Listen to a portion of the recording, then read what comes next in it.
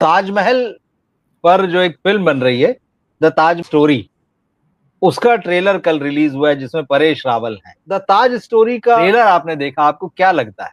इस तरह की फिल्में इधर पिछले कुछ समय में लगातार बन रही हैं।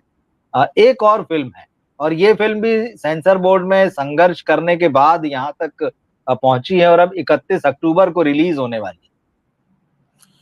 बड़ा दुर्भाग्य हमारा कि हम अक्सर ऐसी फिल्मों के ट्रेलर देखते हैं जिनको देखकर ये लगता है कि वो शायद कोई व्हाट्सएप फॉरवर्ड होंगी, पर पता चला वो बाकायदा फिल्म है और उस पर करोड़ों रुपए खर्च करके बाकायदा उसको थिएटर में रिलीज भी किया जा रहा है। और हम सब जानते हैं फिल्में बनाने से ज्यादा उसको रिलीज करना एक बड़ा महंगा सौदा होता है।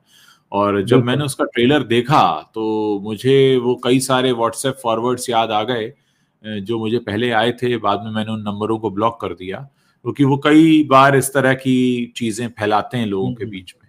खासकर हमारे देश में जिस तरह का इस समय माहौल है, हमें चाहिए कि हम ऐसा कंटेंट बनाएं जिससे हम देश के युवाओं को एकजुट करें, उन्हें आगे बढ़ने में कुछ मदद करें, उनकी सोच को विकसित करें, एक नेक्स्ट लेवल पर लेकर जाएं।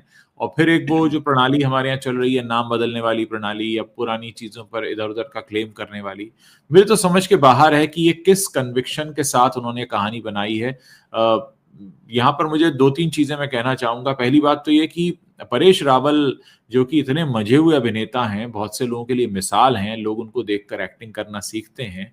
काश कि वो कुछ ऐसा सब्जेक्ट चुनते जिनसे हम कुछ आगे बढ़कर कुछ देश में कुछ कर पाते, बजाय इसके कि जिस तरीके की कहानी इसमें दिखाई गई है जिसका सच या जिसके सिर पैर के बारे में कोई जानकारी नहीं है। और मैं तो यकीन मानिए, मुझे तो सच में लगा ये कोई व्हाट्सएप फॉरवर्ड है, फिर बाद में पता चला कि नहीं नहीं, व्हाट्सएप फॉरवर्ड नहीं है, ये प्रॉपर फीचर फिल्म बनी है और उसको रिलीज किया जाएगा। अब क्या ये एक एक पैसा कमाने के लिए बनाई गई फिल्म है क्योंकि लोगों की इस समय जो विचारधारा चल रही है उसको देखते हुए ऐसा सब्जेक्ट बना दो, लोग तो आ ही जाएंगे देखने, एक तो ये बात हो सकती है। या वाकई इस बात से इतना कन्विंस हैं तो खैर वो बेहतर जानते होंगे, लेकिन इतना जरूर है कि हमारे देश में इससे कहीं बेहतर सिनेमा की जरूरत है जो देश के युवाओं को आगे बढ़ाए और खासकर जो आजकल का माहौल है उसमें कुछ ऐसा हम करें जिससे कि एक अमन चैन खुशहाली और आगे बढ़ने की राह हमें मिले, न बजाय इसके। खैर अब जब आ गया है तो बहुत सारे लोग तो इसे देखेंगे, शायद मैं ना देख पाऊं उसे क्योंकि मुझे चिंता ये रहेगी कि मेरे भी फिल्म देखने का एक स्तर है, चयन करता है विषय को तो देखते हैं कि भाई ठीक ठाक कोई फिल्म हो जिसमें कोई बात कही गई हो। इसमें तो मुझे समझ में ही नहीं आ रहा, मतलब मैं उसको देखकर एकदम निरुत्तर हो गया। मैं मतलब सच में बता रहा हूँ, मुझे लगा ये व्हाट्सएप जी फॉरवर्ड जी। हो, लेकिन ये तो बाकायदा फिल्म बनाई है। और क्या बोले नहीं, उसके आपने बारे में, बिल्कुल मतलब क्या क्या बोला क्या जाए, मैं समझ ही नहीं पा रहा हूँ। मैं मतलब उसको देख के मुझे मेरा कहते हैं ना, मैं चुप हो गया थोड़ी देर के लिए कि अच्छा इस पे किसी ने फिल्म बना ली है, क्योंकि अभी तक तो कुछ समय पहले तक तो ये व्हाट्सएप में फॉरवर्ड चल रहा था। तो अब क्या हर व्हाट्सएप फॉरवर्ड पे पिक्चर बनेगी क्या? ये आपने ठीक कहा कि क्या हर व्हाट्सएप फॉरवर्ड पर फिल्म बनेगी। क्योंकि संभावना इधर लगातार ऐसी बनाई जा रही है कि व्हाट्सएप फॉरवर्डों पर किताबें लिखी जाए, व्हाट्सएप फॉरवर्ड्स पर जो है वेब सीरीजें बनाई जाएं, फिल्में बनाई जाएं। और इन फिल्मों का जिस तरह से प्रचार है, इसका ट्रेलर में देख रहा था तो जैसे मतलब बड़े कन्विक्शन के साथ बोलते हैं कि ताजमहल का डीएनए टेस्ट होना चाहिए।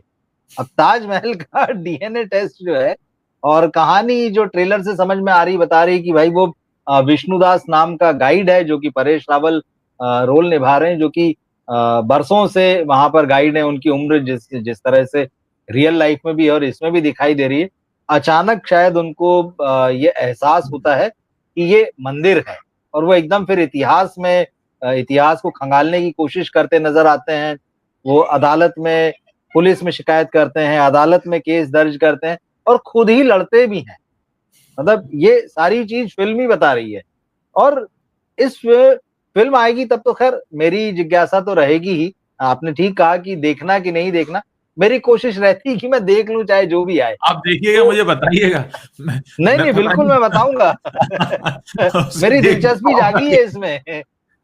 देखिए, मेरा हमेशा मानना है कि जो खराब फिल्में होती हैं वो आपको ये सिखाती हैं कि क्या नहीं बनाया जाना चाहिए।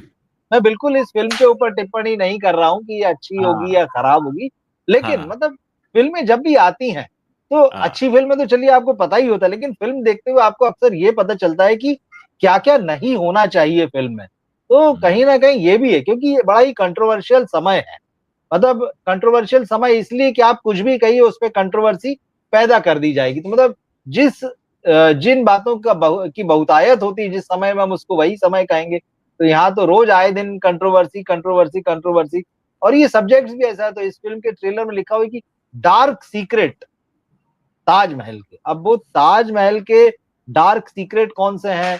ताजमहल के नीचे 22 कमरों की बात आई है। अब वो पुरातत्वविद बताएंगे उसमें क्या है क्या नहीं। लेकिन ये फिल्म क्या कहना चाह रही वो मैं देखना चाहूंगा। फिल्म का एक और डायलॉग जिसमें शायद परेश रावल ही है, कोर्ट में एक महिला खड़ी है जो कि प्रोफेसर या राइटर नुमा लग रही है। वो उसके ऊपर एकदम झल्लाते हुए और चिल्लाते हुए कह रहे हैं कि भाई आप लोगों को छत्रपति शिवाजी महाराज, संभाजी महाराज, महाराणा प्रताप ये लोग नहीं दिखते, आप इनके ऊपर क्यों नहीं लिखते हैं? तो मुझे लगता है कि इस फिल्म को लिखने वाले ने और बनाने वाले ने, और शायद परेश रावल ने भी, क्योंकि वो रोल कर रहे हैं, उन्हें पता नहीं है कि महाराणा प्रताप पर, छत्रपति शिवाजी महाराज पर, संभाजी महाराज पर कितना कुछ लिखा गया है। जी सवाल जी। ये है कि क्या आपने पढ़ा है और क्या आप उसको पढ़ने के लिए तैयार हैं?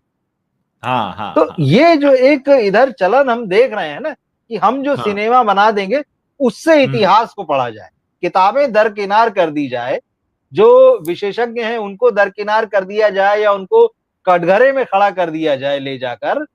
ये सब चीजें चलती हुई दिख रही हैं। और सिनेमा निश्चित रूप से एक बहुत पॉपुलर मीडियम है।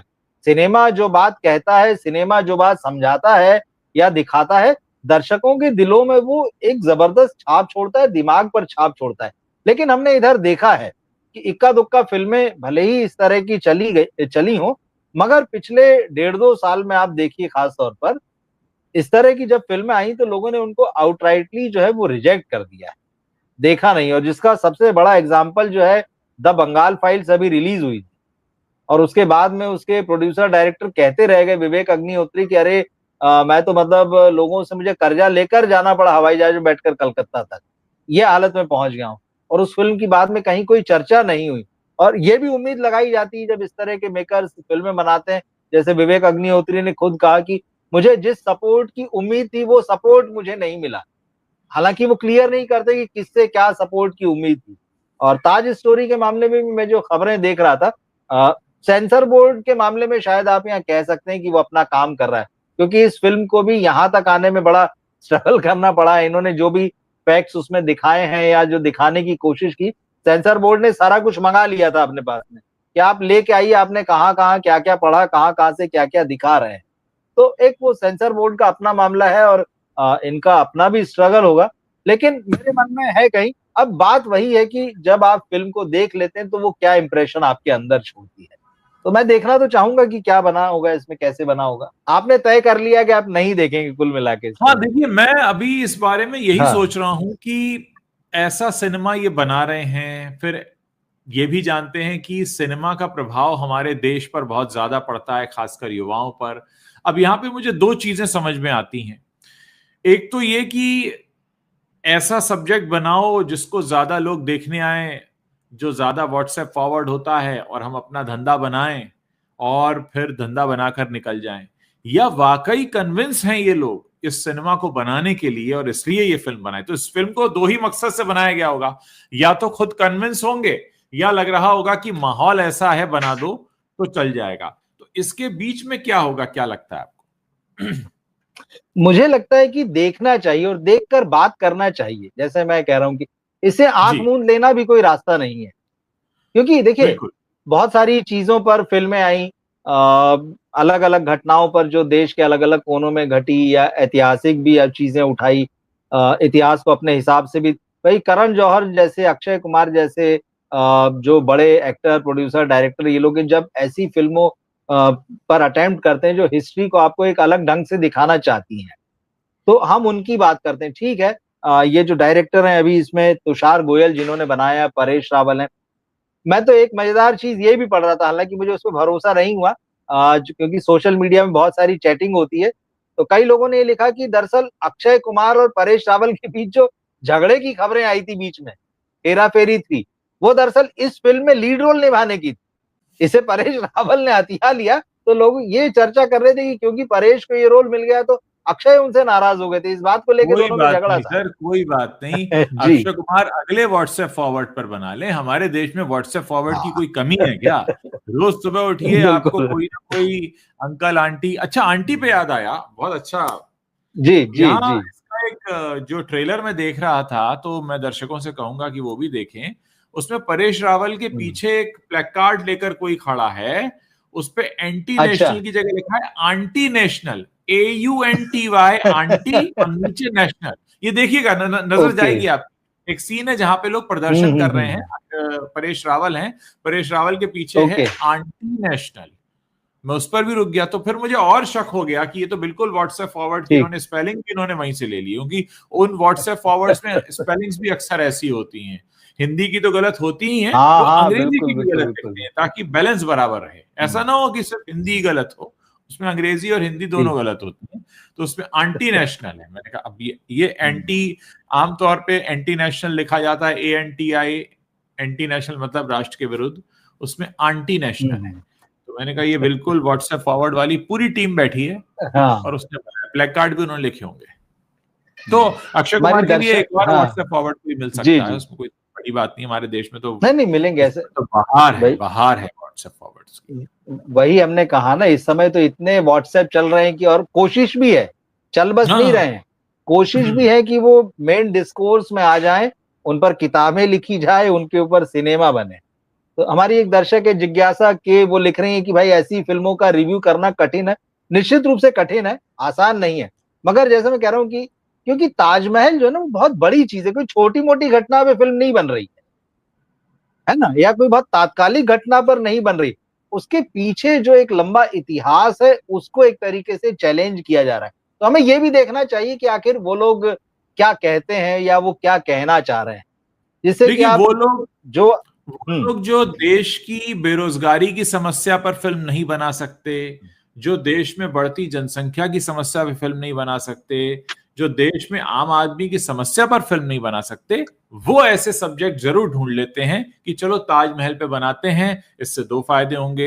एक तो सरकार से जो सवाल पूछे जाने चाहिए वो थोड़ा और डिरेल हो जाएंगे, और आम जनता का ध्यान इस समय की महंगाई, पेट्रोल की ऊपर जाती कीमतें, डॉलर के ऊपर जाते भाव, सोने के ऊपर जाते भाव, और युवाओं को नौकरी ना मिलना, ऐसे जो पॉइंट्स हैं, हम उनसे उन्हें अवे ले चलते हैं। बिल्कुल। चलो उन्हें 16वीं शताब्दी में लेके चलते हैं।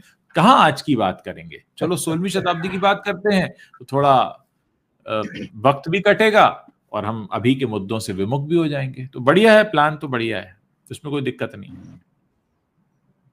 नहीं, मैं ये मुझे थोड़ा सा इसलिए इंटरेस्टिंग लग रहा है क्योंकि ताजमहल जो है ना, आम लोगों से जुड़ा हुआ है। आप उसको किसी, जैसे एक होता है ना कि इस विचारधारा से या इसी नजरिए से आप उसको देखो, ऐसा मामला नहीं है।